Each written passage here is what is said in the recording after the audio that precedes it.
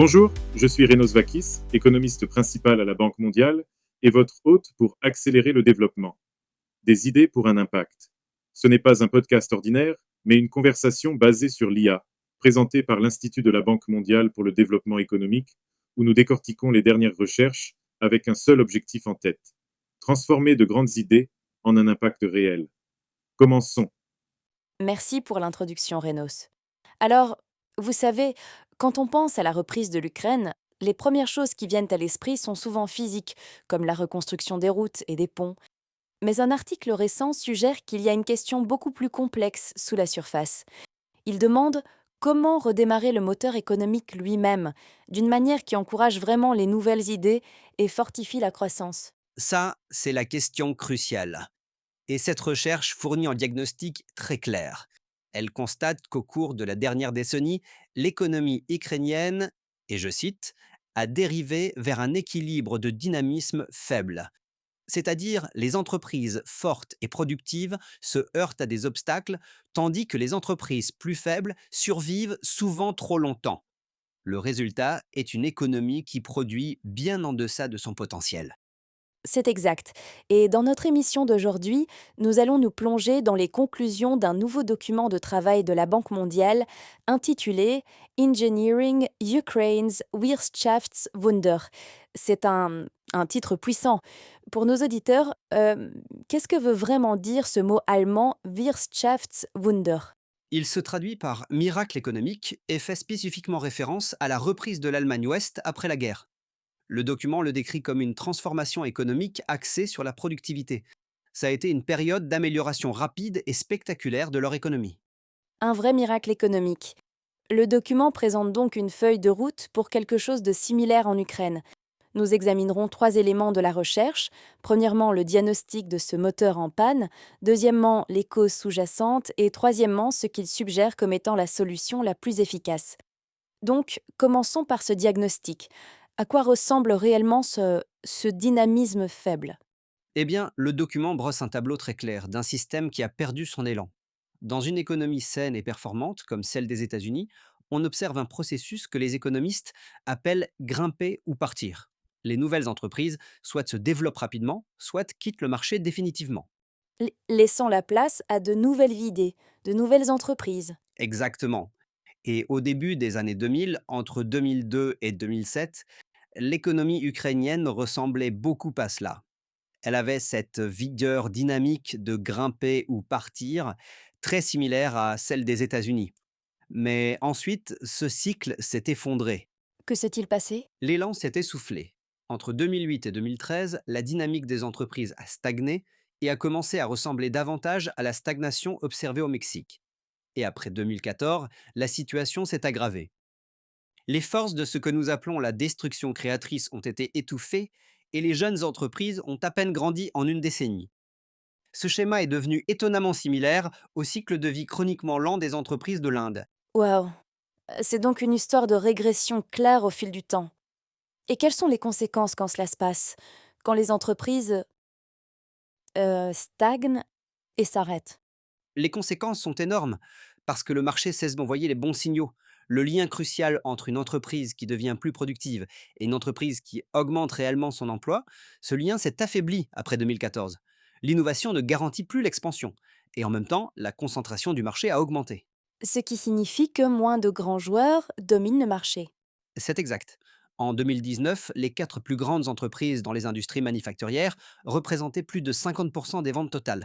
C'est une augmentation par rapport à 48 ou 49% du début des années 2000 et c'est nettement plus élevé que 44% que l'on observe aux États-Unis. Donc, le problème central, comme le dit le document, est que l'économie ne récompense tout simplement pas la performance. Ce qui nous amène aux causes. Si la performance n'est pas récompensée, qu'est-ce qui est récompensé en fin de compte? Qu'est-ce qui freine le système? La recherche pointe ce qu'elle appelle le pouvoir du marché sans performance. Un exemple clé de ça est le rôle des entreprises publiques, les EP. L'étude constate qu'elles ont tendance à croître plus lentement et à innover moins. Mais, et c'est la partie cruciale, elles conservent toujours leur part de marché. Cela semble contre-intuitif. Comment est-ce qu'elles réussissent si elles sont moins productives? C'est parce qu'elles sont bien établies. Les données sont vraiment frappantes. Les EP sont fortement surreprésentés parmi les entreprises les moins productives. Entre 2014 et 2019, elles représentaient environ 13% de toutes les ventes dans les deux quintiles les plus bas de productivité. 13%. Et qu'en est-il à l'autre extrémité, parmi les entreprises les plus productives? C'est là que l'histoire devient vraiment claire. Au cours de la même période, les EP n'ont contribué qu'à 1% des ventes dans le quintile le plus productif. Elles évincent en fait les entreprises privées plus dynamiques, occupant un espace de marché qui pourrait être utilisé par des entreprises plus innovantes. Donc, elles sont un obstacle. Le document mentionne également quelque chose de surprenant à propos de l'investissement direct étranger, ou IDE. Nous pensons généralement que c'est une bonne chose. Et ça peut l'être, mais tous les investissements n'ont pas le même effet. Une bonne partie de l'IDE de l'Ukraine passe par des paradis fiscaux, et cette recherche suggère qu'il s'agit souvent de capitaux nationaux faisant l'aller-retour. Essentiellement, de l'argent local qui a été envoyé à l'étranger, puis ramené dans le pays pour bénéficier des avantages d'être qualifié d'étranger. Et qu'est-ce que ce genre de capital recyclé fait à l'économie? Il semble supprimer la concurrence. Les données montrent que les industries recevant les IDE de ces paradis fiscaux sont nettement inférieures en termes de dynamisme économique. Le taux moyen d'entrée de nouvelles entreprises dans ces industries n'est que de 6,9%. Dans les industries avec d'autres types d'investissements étrangers authentiques, il est de 9,4%. C'est 27% d'entrée en moins. Nous avons donc un moteur en panne, et nous savons ce qui le bloque. Cela nous amène à la solution. Le rapport parle de libérer la destruction créatrice. Qu'est-ce que cela signifie en termes de politique? Construction créatrice est ce cycle de grimper ou partir dont nous avons parlé, où les nouvelles entreprises productives remplacent les moins efficaces. Pour voir comment le redémarrer, l'étude a utilisé un modèle quantitatif pour tester deux voies politiques différentes. D'accord, quelle vie t'appelle? La première voie consistait à soutenir directement les nouvelles et les petites entreprises, avec des choses comme l'accès au crédit ou des subventions à démarrage. La deuxième voie consistait à limiter le pouvoir des opérateurs historiques, en utilisant des règles de concurrence plus strictes, en restructurant les EP inefficaces et en supprimant les avantages réglementaires pour les entreprises mieux connectées. Et quelle voie a donné de meilleurs résultats? La deuxième stratégie a donné de bien meilleurs résultats. Ce n'était même pas serré. Quand les protections pour les opérateurs historiques ont été supprimées, l'ensemble du système est devenu plus responsif. Les entreprises productives se sont développées plus rapidement, plus de nouvelles entreprises sont arrivées et l'innovation a augmenté. Donc, il ne s'agit pas que d'aider les startups, il s'agit d'abord de leur ouvrir la voie. C'est ça le principal enseignement à retenir? C'est ce qu'il faut. Le rapport a révélé que le soutien aux nouvelles entreprises ne fonctionnait vraiment que lorsque les marchés étaient ouverts et concurrentiels. Sans cela, les petites entreprises restent confinées. Comme le dit le document, elles y sont entrées mais n'ont pas pu grandir. Y a-t-il un exemple concret de cette approche qui fonctionne? Il y en a un et il est puissant. La reprise de l'Allemagne de l'Ouest après la Seconde Guerre mondiale, son Wirtschaftswunder, ne s'est pas limitée à que recevoir de l'aide. Elle comprenait également des réformes antitrust audacieuses. Le démantèlement des monopoles industriels a été une politique clé qui a développé l'innovation et stimulé la productivité. Cela montre que cette voie a déjà été empruntée avec succès.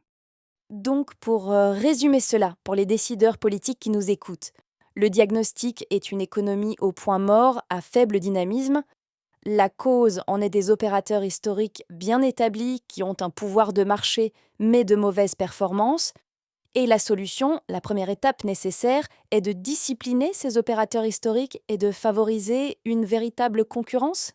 C'est le plan directeur. Le rapport se termine sur une note très forte.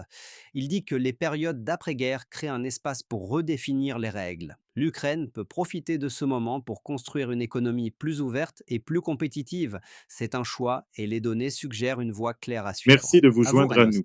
Vous trouverez le rapport complet sur notre site web en suivant le lien dans la description. N'oubliez pas de vous abonner pour être informé des prochains épisodes. Et avant de partir, comment comptez-vous mettre en pratique ce que vous avez appris? Quel sujet aimeriez-vous que nous abordions ensuite? Nous serions ravis de le savoir. À bientôt.